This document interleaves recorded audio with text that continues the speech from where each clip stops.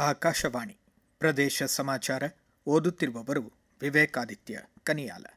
ಕೇಂದ್ರ ಪುರಸ್ಕೃತ ಅಮೃತ ಭಾರತ ರೈಲು ನಿಲ್ದಾಣ ಯೋಜನೆಯಡಿ ಪುನರಾಭಿವೃದ್ಧಿಗೊಂಡ ಕರ್ನಾಟಕದ 4 ರೈಲ್ವೆ ನಿಲ್ದಾಣಗಳು ಸೇರಿದಂತೆ ದೇಶದ ಒಟ್ಟು 75 ರೈಲು ನಿಲ್ದಾಣಗಳನ್ನು ಪ್ರಧಾನಮಂತ್ರಿ ನರೇಂದ್ರ ಮೋದಿ ವರ್ಚುವಲ್ ವೇದಿಕೆಯಲ್ಲಿ ಈ ಮಧ್ಯಾಹ್ನ 3:30ಕ್ಕೆ ಲೋಕಾರ್ಪಣೆಗೊಳಿಸಲಿದ್ದಾರೆ. ಕೊಪ್ಪಳದ ರೈಲು ನಿಲ್ದಾಣವನ್ನು 21,05,00,000 ರೂಪಾಯಿ ವೆಚ್ಚದಲ್ಲಿ ಅಭಿವೃದ್ಧಿಪಡಿಸಲಾಗಿದೆ. ಈ ಕುರಿತು ಪ್ರದೇಶ ಸಮಾಚಾರಕ್ಕಾಗಿ ಮಾಹಿತಿ ನೀಡಿದ್ದಾರೆ ನೈಋತ್ಯ ರೈಲ್ವೆ ಮುಖ್ಯ ಪ್ರಚಾರ ನಿರೀಕ್ಷಕ ಪವನ್ ಸೋಮಣ್ಣವರ್.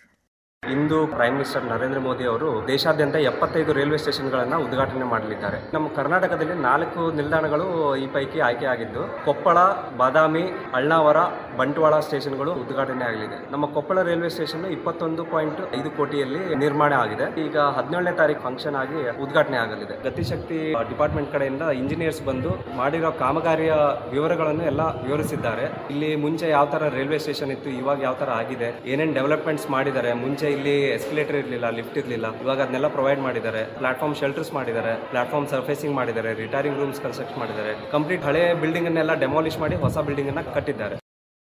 ಬೆಂಗಳೂರು ಪ್ರಾದೇಶಿಕ ಉಲ್ಲೇಖ ಮಾನದಂಡಗಳ ಪ್ರಯೋಗಾಲಯದಲ್ಲಿ ವೈಟ್ ರ್ಯಾಬಿಟ್ ತಂತ್ರಜ್ಞಾನ ಆಧಾರಿತ ಭಾರತೀಯ ಪ್ರಮಾಣಿತ ಸಮಯ ಪ್ರಸರಣ ಸೌಲಭ್ಯವನ್ನು ಕೇಂದ್ರ ಗ್ರಾಹಕ ವ್ಯವಹಾರಗಳು, ಆಹಾರ ಮತ್ತು ಸಾರ್ವಜನಿಕ ವಿತರಣಾ ಖಾತೆ ಸಚಿವ ಪ್ರಹ್ಲಾದ್ ಜೋಶಿ ಉದ್ಘಾಟಿಸಿದರು. ದೇಶಾದ್ಯಂತ ಏಕರೂಪದ ಹೆಚ್ಚು ನಿಖರ ಮತ್ತು ಸುರಕ್ಷಿತ ಸಮಯ ಮಾನದಂಡವನ್ನು ಸ್ಥಾಪಿಸುವ ಉದ್ದೇಶ ಹೊಂದಿರುವ ಒನ್ ನೇಷನ್ ಒನ್ ಟೈಮ್ ಉಪಕ್ರಮದ ಮಹತ್ವಾಕಾಂಕ್ಷೆಯ ದೃಷ್ಟಿಕೋನದಡಿ ಯೋಜನೆಯನ್ನು ಕಾರ್ಯಗತಗೊಳಿಸಲಾಗಿದೆ ಎಂದರು. ರಾಜ್ಯದ ಕುಶಲಕರ್ಮಿಗಳ ಕರಕುಶಲ ಪರಂಪರೆ, ಗ್ರಾಮೀಣ ಹಾಗೂ ಸಾಂಪ್ರದಾಯಿಕ ಕುಶಲಕರ್ಮಿಗಳ ಆದಾಯವನ್ನು ಹೆಚ್ಚಿಸಲು ಮಾರುಕಟ್ಟೆ ಒದಗಿಸುವುದು ಮುಖ್ಯ ಎಂದು ಎನ್ಇಎಸ್ ಸಂಸ್ಥೆಯ ಜಂಟಿ ನಿರ್ದೇಶಕ ಡಾಕ್ಟರ್ ಪಿ ನಾರಾಯಣ ಹೇಳಿದ್ದಾರೆ. ಕೇಂದ್ರ ಸೂಕ್ಷ್ಮ, ಸಣ್ಣ ಮತ್ತು ಮಧ್ಯಮ ಉದ್ಯಮಗಳ ಸಚಿವಾಲಯದ ಬೆಂಗಳೂರಿನ ಎಂಎಸ್ಎಂಇ ಅಭಿವೃದ್ಧಿ ಮತ್ತು ಸೌಲಭ್ಯ ಕಚೇರಿ ಆಯೋಜಿಸಿದ್ದ ವಿಶ್ವಕರ್ಮ ಯೋಜನೆಯಡಿ ಬ್ರ್ಯಾಂಡಿಂಗ್ ಮತ್ತು ಮಾರ್ಕೆಟಿಂಗ್ ಕುರಿತ ಒಂದು ದಿನದ ಜಾಗೃತಿ ಕಾರ್ಯಕ್ರಮದಲ್ಲಿ ಅವರು ಮಾತನಾಡಿದರು. ಜಿಲ್ಲಾ ಆಹಾರ ಸಂಸ್ಕರಣಾ ಸಹಾಯಕ ನಿರ್ದೇಶಕ ಶಿವಕುಮಾರ್ ಮಾತನಾಡಿ, ಪ್ರಧಾನಮಂತ್ರಿ ವಿಶ್ವಕರ್ಮ ಯೋಜನೆಯಡಿ ಕುಶಲಕರ್ಮಿಗಳಿಗೆ 3 ಲಕ್ಷದವರೆಗೆ ಶೇಕಡ 5 ಬಡ್ಡಿ ದರದಲ್ಲಿ ಸಾಲ ಸೌಲಭ್ಯ ದೊರಕಲಿದೆ ಎಂದರು.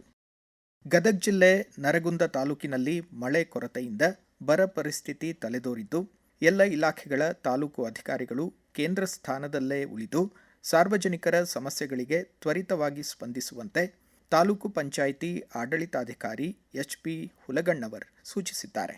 ವಿಕಸಿತ ಭಾರತ ಉದ್ಯೋಗ ಖಾತ್ರಿ ಹಾಗೂ ಜೀವನೋಪಾಯ ಮಿಷನ್ ಗ್ರಾಮೀಣ ಯೋಜನೆಯಡಿ ಸರ್ಕಾರಿ ಕಟ್ಟಡ ನಿರ್ಮಾಣಕ್ಕೆ ಅವಕಾಶವಿದ್ದು, ವಿವಿಧ ಇಲಾಖೆಗಳು ಅಗತ್ಯ ಕಟ್ಟಡಗಳ ಪ್ರಸ್ತಾವಗಳನ್ನು ತಾಲೂಕು ಪಂಚಾಯಿತಿ ಹಾಗೂ ಸಂಬಂಧಿತ ಗ್ರಾಮ ಪಂಚಾಯಿತಿಗಳಿಗೆ ಸಲ್ಲಿಸಿ ಕ್ರಿಯಾ ಯೋಜನೆಯಲ್ಲಿ ಸೇರಿಸಲು ಅವರು ಆದೇಶಿಸಿದರು.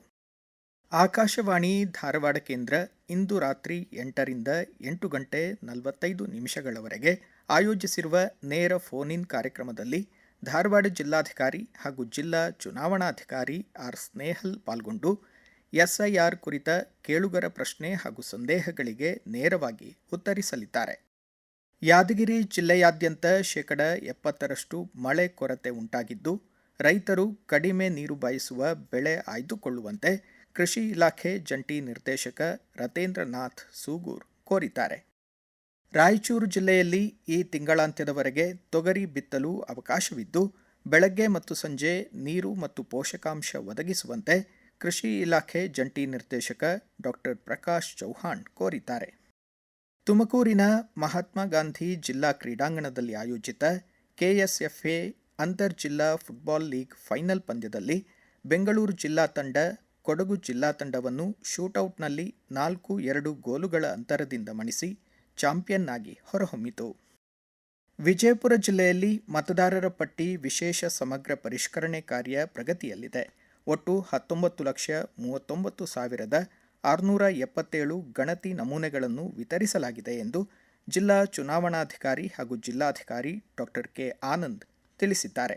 10,08,899 ಗಣತಿ ನಮೂನೆಗಳನ್ನು ಯಶಸ್ವಿಯಾಗಿ ಗಣಕೀಕರಣಗೊಳಿಸಲಾಗಿದೆ ಎಂದು ಅವರು ತಿಳಿಸಿದ್ದಾರೆ.